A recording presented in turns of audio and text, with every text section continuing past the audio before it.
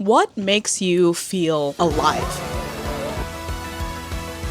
What fuels your creativity? In a world where consumption is medicine, what do you do to create? How do you make yourself feel alive and not just like you're being sucked into this emptyless void of the internet and doom scrolling and reels and short form content and just content in general, to the point where you're seeing real famine, children dying, right next to a video of a cute dog, right next to a person doing ASMR slime? What do you do? What do you do to get out of that? To make yourself feel alive? Hey, it's Ray, Bunny, and welcome back to my channel. Sorry about the really dreary and sad and scary start, but it's something that I've been thinking about a lot. What is it that makes me feel alive? Consuming and consuming and consuming, but what makes me feel like me? I can probably assume that you guys are in a very similar boat. On this channel, I talk about creativity, self-expression, ways to make you feel like you. And sometimes when you're not feeling like you, what is it? What are these external forces that drive you to keep going? I want to talk to y'all a little bit and show you guys a little bit of how I fuel my creativity and my creations to not just consume and enjoy media, but also create valuable art and things that really make me feel happy and do things to make me feel alive. I just wanted to chat with y'all a little bit today because I have been in a dark, scary hole where it feels like my life is ending. This past weekend has really revitalized my love for life, my joie de vivre. Ooh la la, oui oui baguette.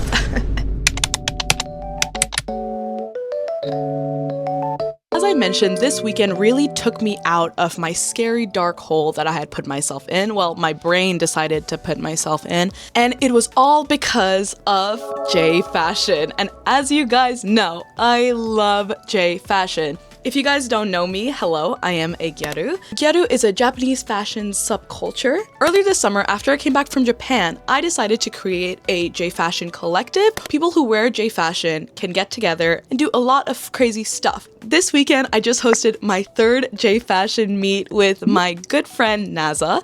Japanese fashion is a really interesting culture and community within itself. Of course, as much as any culture and community has its flaws, J fashion is an almost separate identity than Japanese culture. Specifically, it is about the fashion. In a time where third spaces are at an all-time low and communities are getting harder and harder to find, I think J fashion was an amazing community that I just ended up stumbling into. There is so many subcultures to delve into and to learn about. And the J fashion community come together to form events and spaces for people to meet each other. And let me tell you, y'all, these people in this community are weirdos, but they're some of the kindest, most down-to-earth, coolest people that I have ever met in my life. A couple days ago, I went to Tokyo Delic, which is in Soho, Manhattan. And every Friday, they host J fashion meets. It was the first time I went and I met so many cool people, and I even made this TikTok.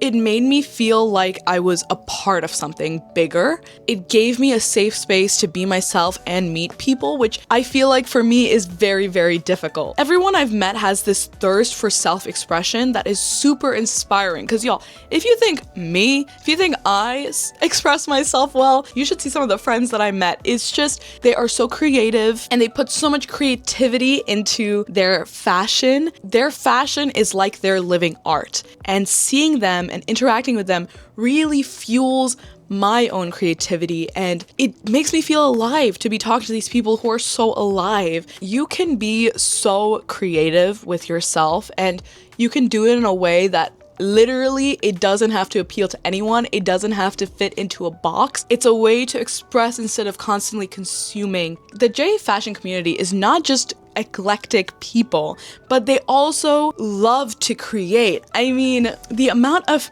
new J fashion magazines, and I've been seeing an increase of these lately. Firstly, Jellyzine.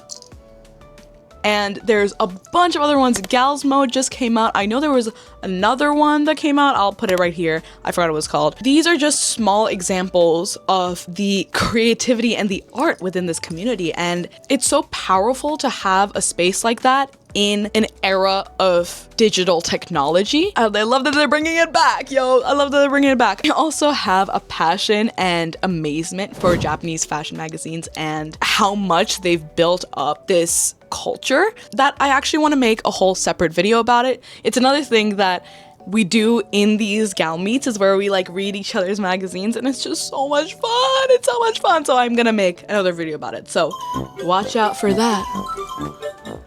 But on a serious note, Japanese fashion really inspires my art and my creativity. The whole reason that I started hosting meets in the first place was because I have the privilege and the luxury to be able to travel, and I was able to go to Japan this summer. And obviously if you watch this channel for even a little bit amount of time, you will know that I went to Japan this summer because it changed my life. When I was in Japan, I met a couple of J fashion wearers who were from the US, and it really opened my eyes to the community that was standing in front of me and really pushed me to want to be a part of this community more. It was a super eye-opening moment. And another thing, traveling. Traveling makes me feel alive. I feel like if I am stagnant in one place for a little too long, I'll start to get a little itchy. And girl, as much as we love New York over here, we don't love it that much. Like, I am ready to leave. I want to travel so bad. I want to go. It's as if I'm homesick for places that I've never been to and never experienced. But traveling this summer, I went to France, I went to Korea, and I went to Japan. Just leaving the East Side, leaving the US, really, I haven't felt so alive. Traveling makes you experience cultures that are so different from yourself. Obviously, over the pandemic, my traveling got cut and I didn't leave the US for like 3 years. It was just so amazing to just leave and experience different cultures. It made me feel like I am so little. There's so much world to explore that isn't just here. You don't know as much as you think you know. There's so much to learn. The concept of traveling, the concept of going, it makes me feel alive. Recently, I went to my first Broadway musical. It was obviously Wicked. No one mourns the wicked. It was amazing. And of course, you can't talk about Wicked without doing a little dust dust. Dust dust. Is that good? I don't know. I'm sitting down, so it's probably not as good, but I watched Wicked for the first time in theaters, and it was a complete coincidence too. Like, this girl invited me to go and I almost didn't go, but I was like, you know what? I love Ariana Grande. Let's go. The story, it resonated with me in a way that nothing has resonated with me before. It opened my eyes so much. I love that stupid doomed Yuri musical so much. And this is the amazing thing about movies and media. Storytelling is the purest form of human creativity. It is the easiest form of imagination and community. Theater in general is the foundation of storytelling as we know today with movies and TV shows and even YouTube videos.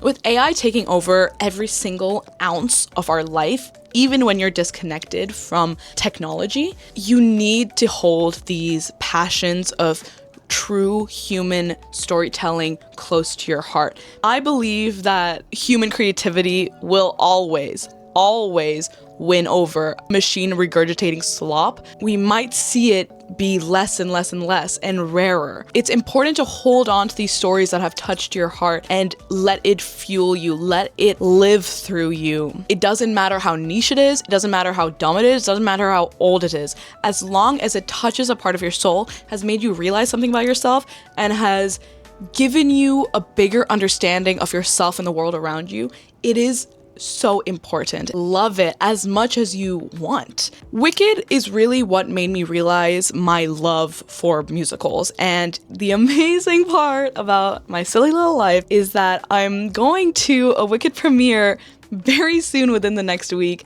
And if you want to vlog, let me know, by the way. And then I'm also going to see Mamma Mia on Broadway, which will be my second Broadway show. And these things have been keeping me going when I'm at my lowest. I also realized that musicals have always been a part of my life and have actually been the first things that really made me.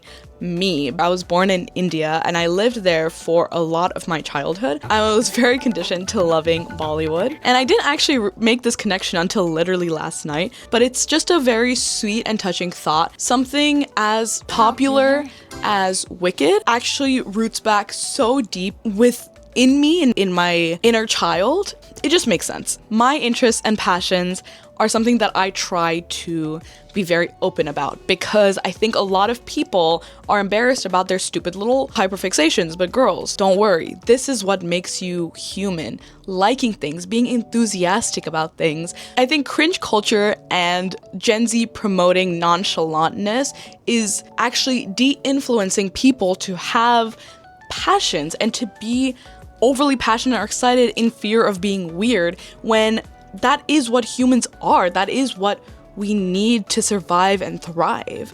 Things don't have to be serious. You can like whatever you want. Anything that you like that brings you happiness and you resonate with, you should hold into your heart because the feelings that you feel about these stupid little things, as much as I want to be like F consumerism, it is a way of finding happiness with a really effed up system already. You can take advantage of that because if we're living in it, might as well benefit from it, right? Am I right?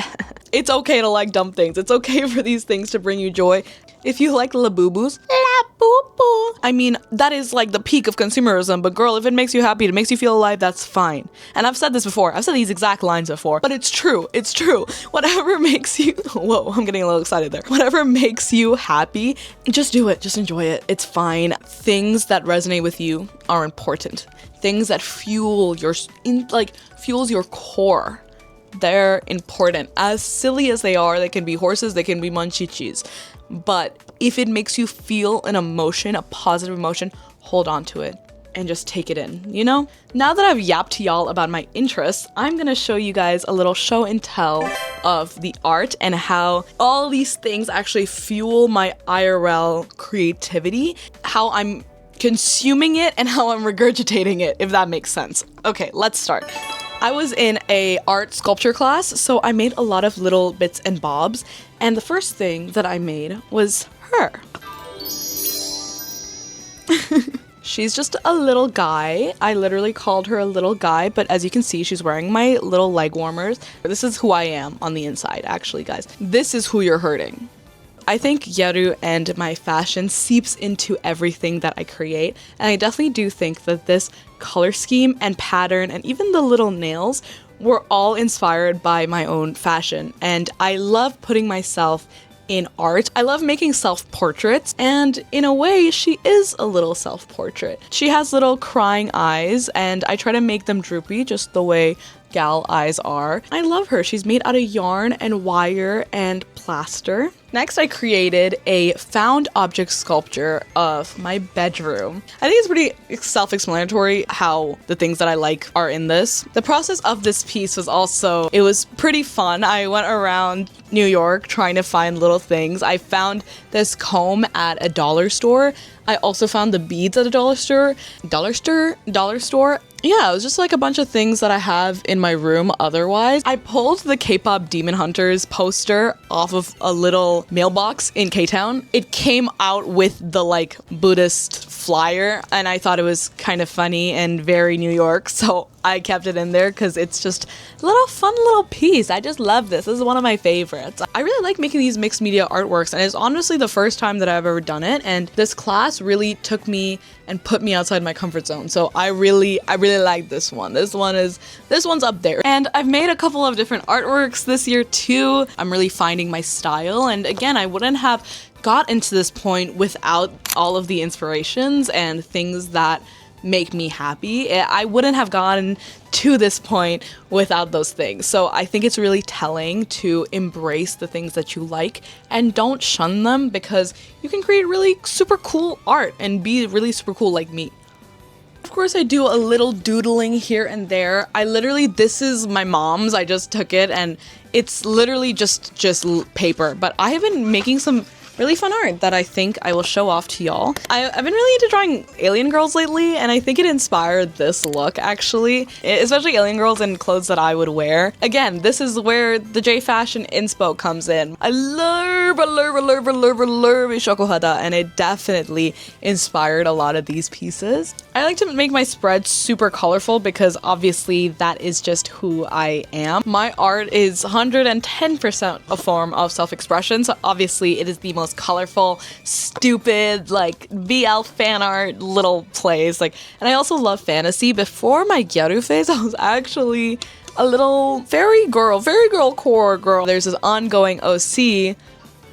It is my OC Blueberry. I love her. I draw her a lot, and I mean a lot. I've been trying to post my art a little bit more on my Ray Bunny account lately, so I think I'm gonna keep doing it. But if you are interested in seeing more of my creations, it is at Raycore if you want to follow. That's like literally the only place I post my art. I don't really show my art on here other than my fashion, and I thought it would be really cute because I have gotten a bunch of like fan art and art inspired by my profile picture, which is, I did create it. Yes, I know. And it's actually almost time to switch it up, y'all. People have shown interest in my art, and I'm very shy about it, which is crazy because I'm not shy about most things, but since my art is so personal and it really is the truest form of self-expression, I struggle with embracing it and showing it. So I hope you liked this little dumb little section.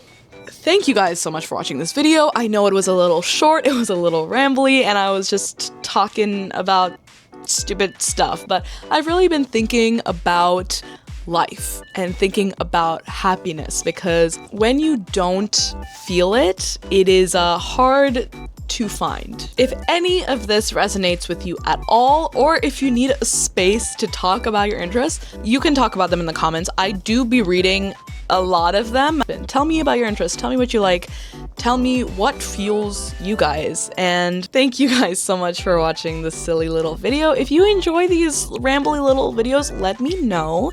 If you guys enjoy vlogs, let me know. Your feedback means a lot to me, y'all. Thank you for watching this video out of all of these videos on this godforsaken platform.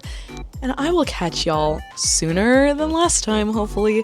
Bye!